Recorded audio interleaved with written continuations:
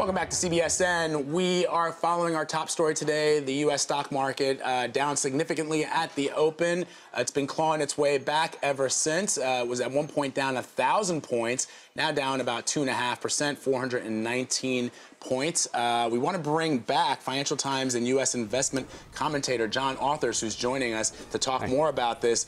John, just even from the last moment that we spoke to you, market seems to be clawing its way back as best as it can.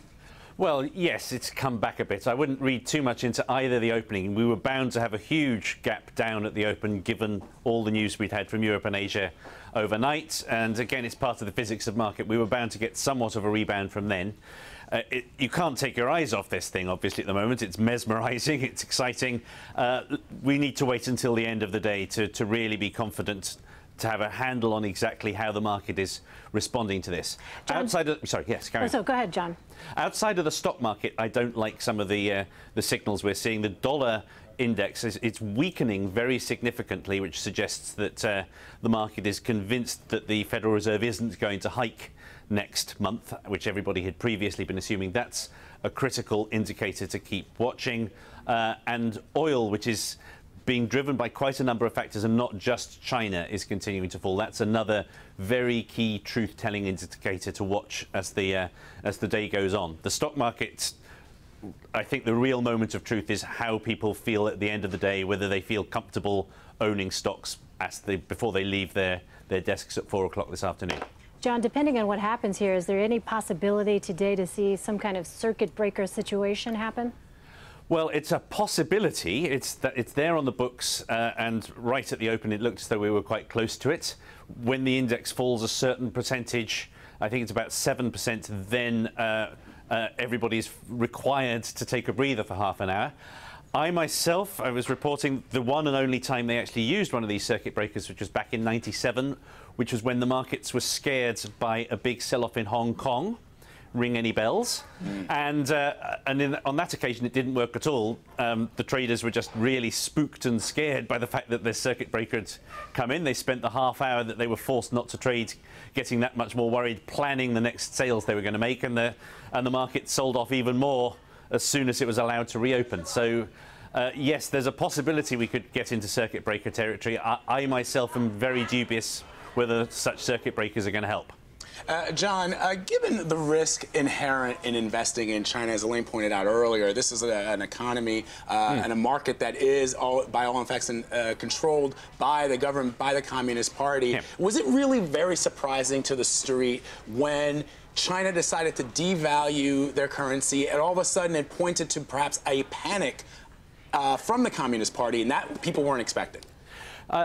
I think even though they continue to have the word communist in their name, in some ways they're not communist at all, in some ways they're totally communist still.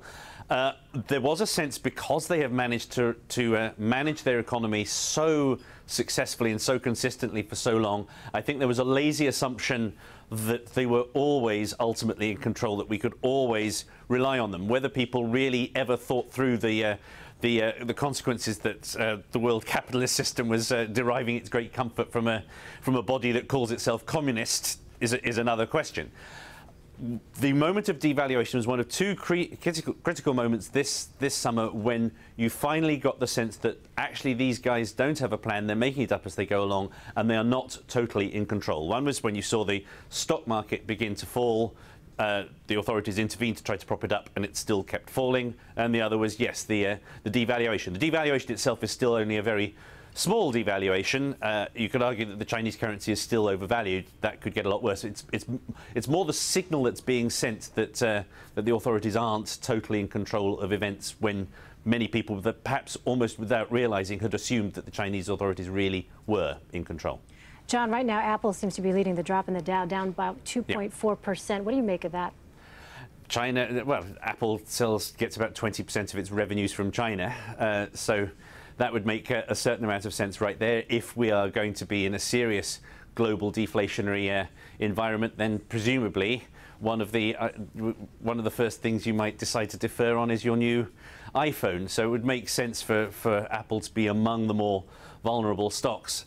I still wouldn't be too disheartened if I were an Apple if I were an Apple shareholder, if you look at that graph over the last 5 years or so, you're still sitting on really rather a nice earner, and I wouldn't be too alarmed about Apple for the future. But ultimately, it's China exposed. The more exposed you are to China, the more your stock is likely to be down at the moment. Yeah, I mean, in fact, as you point out, John, although Apple is down significantly today, if you look at what they're working on, for example, a lot of market watchers notice that there are some Tesla engineers that are now working with Apple that has restarted speculation that Apple is working on a driverless car, just as an example of one piece of technology that this company is working on. And if you're an investor in technology stocks, you want to be a part of that.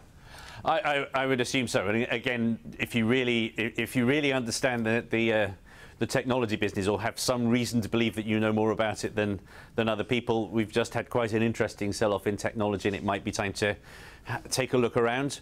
Personally, I think the tech has had quite a long run, and given the way the market's behaving at the moment, I might wait a little longer before backing my hunch on any particular tech stock.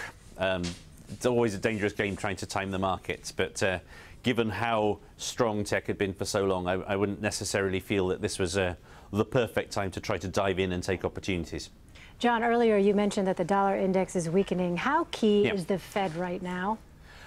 It could be vital. You could argue that beyond China, the other big reason people are getting so scared about global growth again, about the risk of deflation, is that they have been gearing themselves up for the beginning of the tightening cycle from the Fed. And we've now had, the last time there was a rate rise was 9 years ago, incredibly. And the last time rates were anywhere above zero was in early 2009. It's the degree of discomfort at the mere notion that the Fed would have rates as high as 0.5% has had an effect on these markets. They have begun to price in a Fed rate rise. If the Fed decides that due to this market turmoil, due to the concerns over China, it would just be irresponsible, that they just can't raise at this point, that would alleviate somewhat these effects that we're seeing. If the Fed goes ahead, and we do have the Jackson Hole meeting at the end of this week, which is often used to signal the Fed's intentions. I think in this current environment, a clear hawkish sign, a clear sign that they're going to say, look, the US economy is still in such good shape at this point that we can't justify keeping rates this low. If you have got some signal like that, that I think could be quite concerning for the market, quite worrying. That would be taken very negatively.